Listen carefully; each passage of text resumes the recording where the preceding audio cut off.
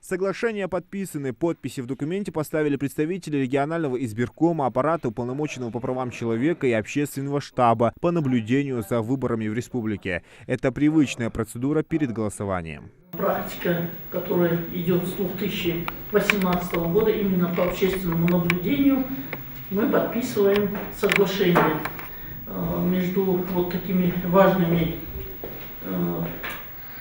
представителями. Это о взаимодействии для того, чтобы права избирателей были полностью реализованы, для того, чтобы во время наблюдения, общественного наблюдения, все было прозрачно. Честность, гласность и прозрачность выборов должны обеспечить независимые общественные наблюдатели. Во время президентских выборов в Ингушетии будут функционировать более 140 УИКов. Сейчас региональной избирательной комиссией ведется активная работа по подготовке к этому важному политическому событию.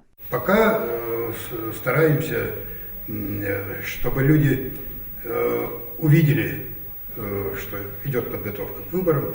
Мы, кроме того, что информируем через телевидение, газеты, через сайты соответствующие, кроме этого, если, наверное, вы заметили, на всей территории республики мы вывешиваем соответствующие баннеры, перетяжки, плакаты в местах, где много людей. На каждом избирательном участке будут находиться по 3 общественных наблюдателя, а это больше 420 человек, не считая резервистов. Штаб общественного наблюдения Ингушетии прошел обучение и теперь накопленные знания передают наблюдателям, которые будут следить за ходом голосования. Мы их обучаем по золотому стандарту, который эксперты выработали специально для наблюдателей.